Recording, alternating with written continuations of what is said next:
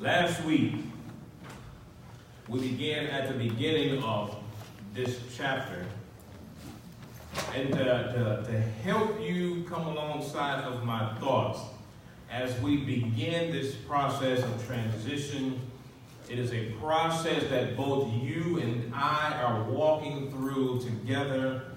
And I made the statement last week that I am seeking the glory of God in the midst of this translation. I want the glory of God to be seen and manifested in the midst of all this, that we might go forth together as a family to do the work and will of the Lord, and not the work and will of myself. So I said I wanted to really attack this, as you will, if you will. I want to really attack this from three specific ways. Last week we talked about Jacob and his transitioning fear that he encountered. And so last week's lesson was overcoming the fear of transition. And we saw Jacob meet that angelic reception. We saw Jacob, and he was doing his scheming and conniving. He got an alarming report. He heard Esau was on his way. And he went through all these different emotions. He was going through all those things. And I really tried to relate Jacob's experience with our experience. Praying and hoping that we can overcome any fears that we might encounter as we go through this transition. And so this week we come to Jacob seeking this wrestling match with this man and wrestling with this man face to face. Wow. So for a subject, I want to title this particular sermon, Seeking the Face of God in Transition. Seeking the face of God in transition. Jacob is at the point of being broken. Amen. Jacob's brokenness comes from Jacob's sin. Amen. If you remember from last week, Jacob had received the promise of God and the blessing of God at his birth. It was there that God said that the older would serve the younger.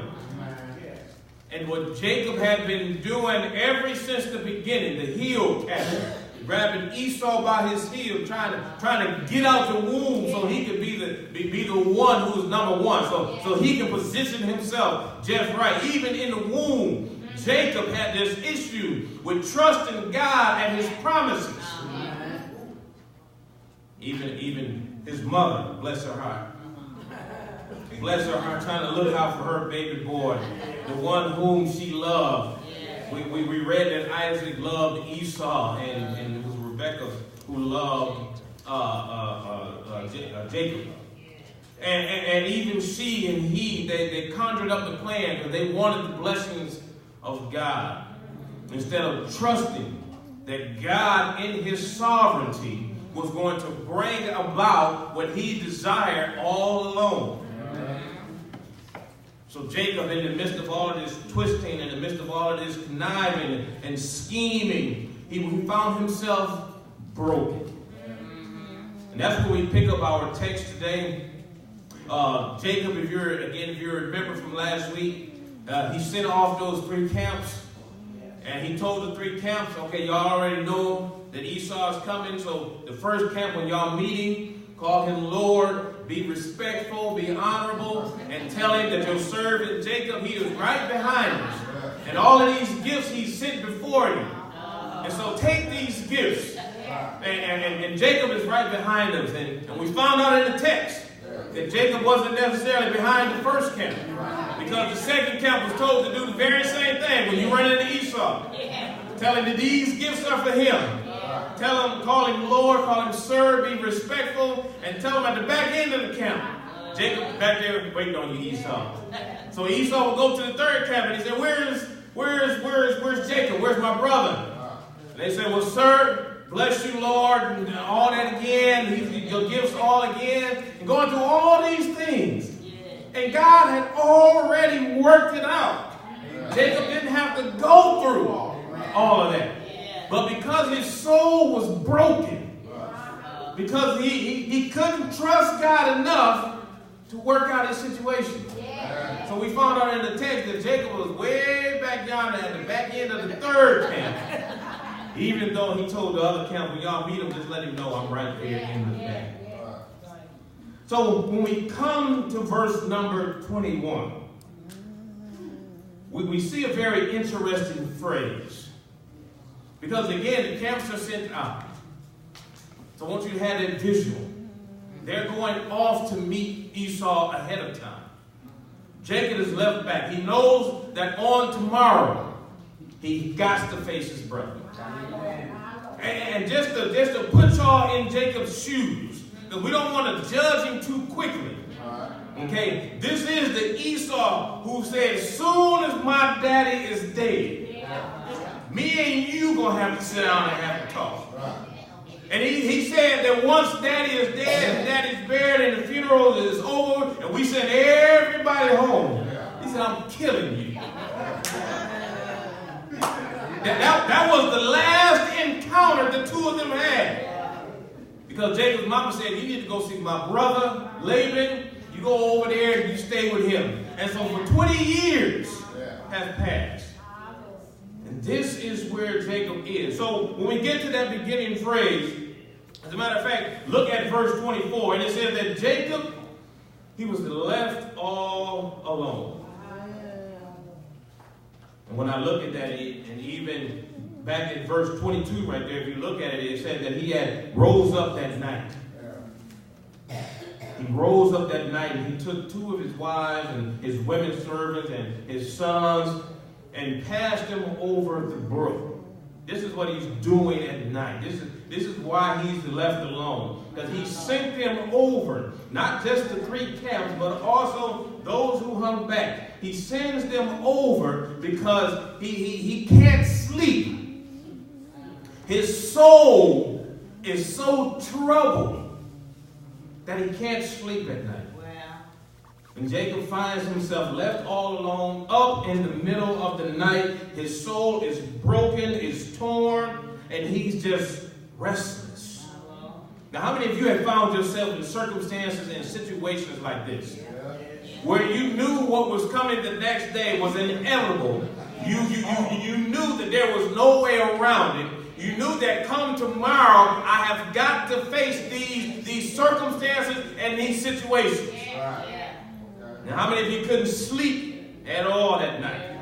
How many of you tossed and you turned and you just wide awake? Whatever was on TV couldn't soothe the soul. You put on your favorite song, it would not rock you to sleep because your soul was so troubled. God set him up this way for a particular reason. And maybe, just maybe, God also maybe setting you up in those particular circumstances and situations.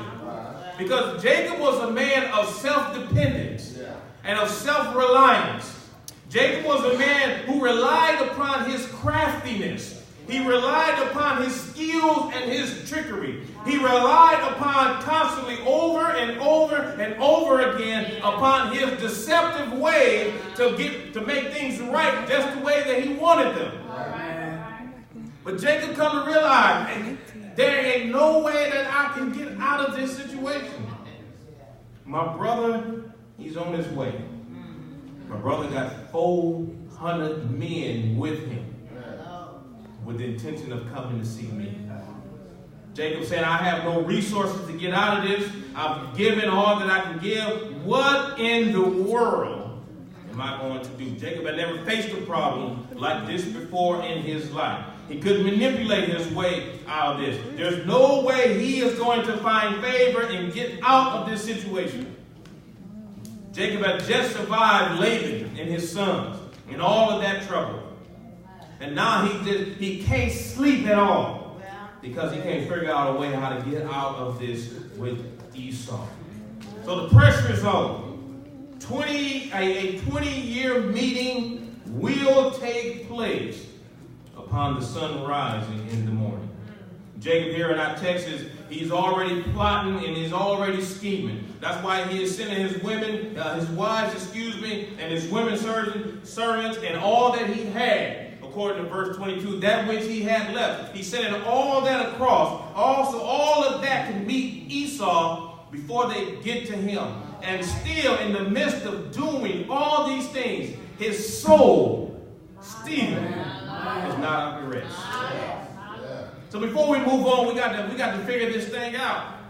What do we do when we find ourselves in that situation where our soul literally cannot get no rest because of the situation that we have to face?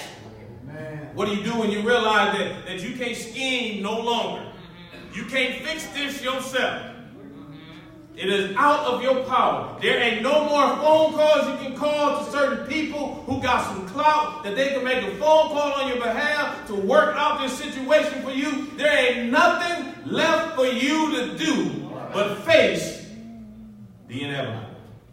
So what do you do? What do you do? Well, let me give you a couple of things before we get back to the text. If you will, turn with me to 1 Samuel chapter number 30. Because David found himself in a peculiar situation in 1 Samuel chapter 30. And while you turn there in 1 Samuel chapter 29, you find David trying to hook up with the Philistines, and he's going to help them go to war. But the Philistines have recognized basically that David ought not be riding with them to go into war with him. So they say, no, you need to go back home. You need to go back where you came from. We're going to deal with our situation basically ourselves. You can read that for yourself in 1 Samuel chapter 29.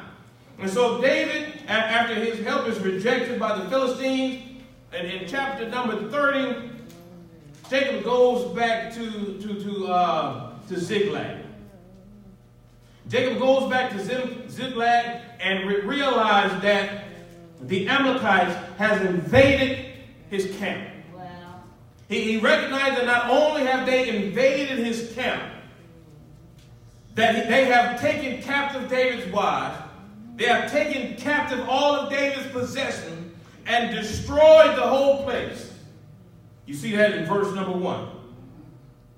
So in verse number 1 and 2. And so everything that David had was gone. Everything that David loved had been taken away. And the whole camp had been broken down. And the men that David was with, that he was going to go to war with just one chapter earlier, who had his back, was going to ride or die with him once they got back to the camp with David. And after they seen everything David had was taken, guess what they did? They turned their back on David. Yeah. Amen. So you read those through verses 1 through 5, and you see all of this progress. And so what did David do? Because now his soul is torn. Now he's a warrior, but he can't fight. He can't win this situation. So what does he do? Verse number 6 is the focus point. See there, David was greatly distressed. For the people spake of stoning him. And remember, the only folks left to stone him is the same men that were going to fight with him just one chapter prior. But now they've turned on him. Now they blame him. And it says, because the soul of the people were grieved, every man for his sons and for his daughters. But here's what David did. And when we find ourselves in these types of situations, here is what you must do as well. It says, the Bible says that David had to encourage himself in the Lord. Let's put it this way. David had to preach to himself. David had to give himself a word. David had to read the word of God for himself. David had to pray on his own behalf. Because those that he was with was not thinking about praying for him and for his benefit, but they were thinking about killing him and blaming him for what had happened and what transpired and what took place. So the Bible said that David had to encourage himself. You see, when we find out, sometimes when we find ourselves in these particular situations, we have to encourage ourselves in the Lord. And to encourage yourself in the Lord, basically all that is saying is that you have to tell yourself, I'm putting my hope and trust in the Lord. Because at this point, he couldn't turn to nobody else. Nobody was there to give him a word of encouragement. Nobody was there saying, David, just trust in God. God is going to work this out, David. So David had to encourage himself with those words. He had to tell his soul, hope in the Lord. David had to tell his own soul that this is going to be all right. He had to tell himself, this too shall pass. He had to tell himself that he had to trust that God even had a plan in a situation like this. David had to encourage himself. When I read the 42nd Psalm, so you got to realize sometimes your soul is so torn and your soul is so troubled. You can't trust it. Sometimes you just got to speak to your soul. The 42nd Psalm says, my heart panteth after the water brook, so panteth my soul after thee, O God. My soul thirsteth for God, for the living God, when I shall come and appear before God. Here his soul is crying out. Look at verse 6 in the 42nd Psalm. Oh my God, my soul is cast down within me. Therefore I will remember thee from the land of Jordan and of the Hermonites, from the hill of Mizar. Sometimes you got to remind your soul of what God has already done. You got to tell your soul, and even if this sounds crazy, you got to tell your soul, remember how God brought us through last time. So remember how God brought us over. Do you remember the last time he delivered us? So God will do it again. You got to speak to your soul and say like in verse 8, yet the Lord will command his loving kindness to you in the daytime. And in the night his song shall be with me, and my prayers unto my God shall be my life. That's what you got to tell your soul. You got to tell your soul, you got to say that God is our rock. You say, why hast thou forgotten me? Why go in the morning because of the oppression of the enemy? Why go into mourning because of the oppression of the enemy? When God is our rock and he will crush our enemies. That's what we got to speak to our souls. Sometimes we got to speak that to ourselves when we find ourselves in these dark places at night. And in these dark places, we can't allow a troubled soul to sit there and just accumulate more pain and more aggression. We got to speak to our soul and encourage your own soul, that your soul might trust in the Lord. Our brokenness should not lead us to, lead us to a deeper hope in trusting in God. We cannot allow our soul in these particular times to plunge into greater uncertainty. Yeah. So as a church family, I have to ask you, stop right there and just ask you this question. As we go forth and as we transition, and we find ourselves in a bit of uncertainty, as we find ourselves in places and you say, I don't know what's going on. Our soul can then become troubled. And if we allow that to foster, we will hinder the growth. We will hinder what God is doing. So sometimes God wants us to be in this midnight hour where our soul is being wrecked. We'll see why in just a minute. But a little prelude to it. Because he wants you to cling to him.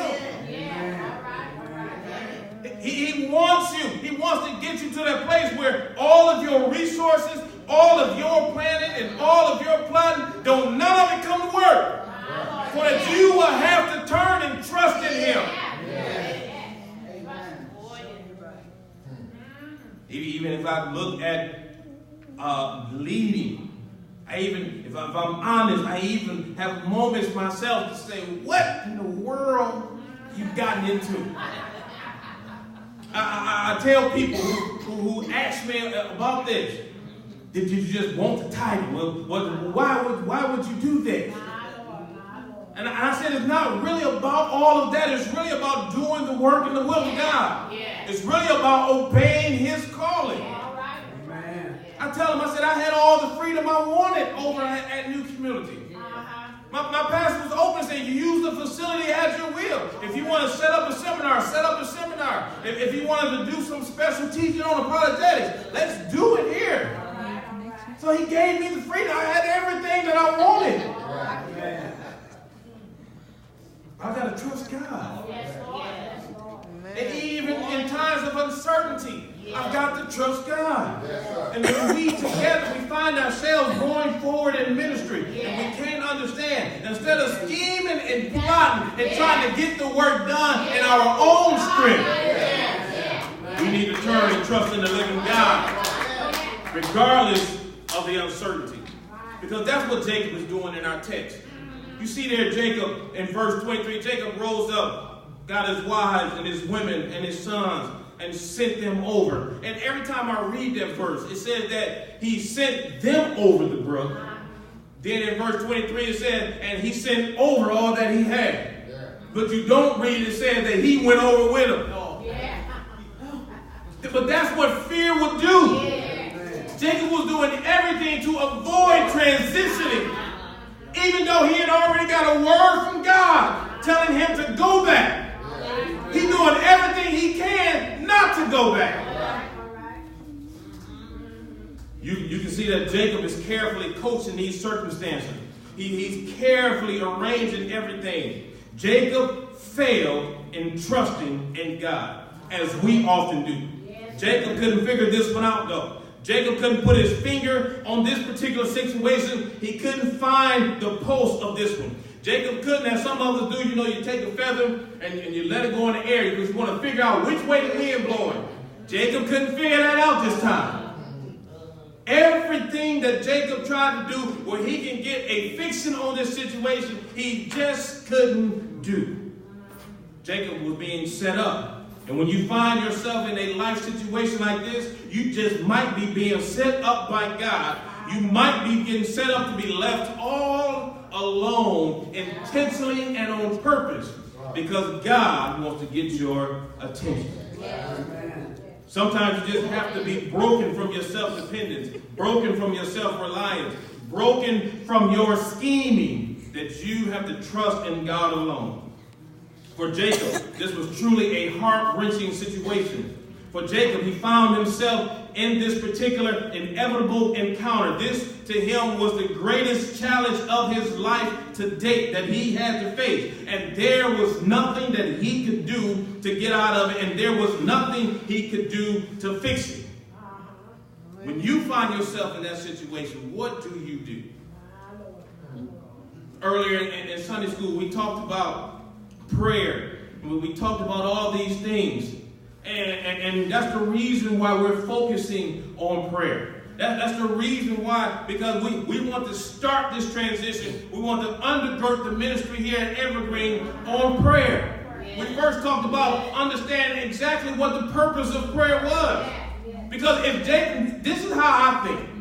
If Jacob knew the purpose of prayer, he would have prayed and trusted in God.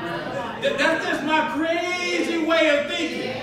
And if Jacob had understood the power of his prayer and connecting with his covenant God who promised him that he would make him who he was supposed to be, he would have prayed. He would have trusted in God. If Jacob had understood and realized the privilege that he had in prayer, because Laban couldn't go to this God in prayer. The people in the other nations, they couldn't go to this God in prayer. But Jacob had a privilege and a right to go before this God and lay out his soul before him and say to his God, my soul is troubled because of my meat. God, work it out.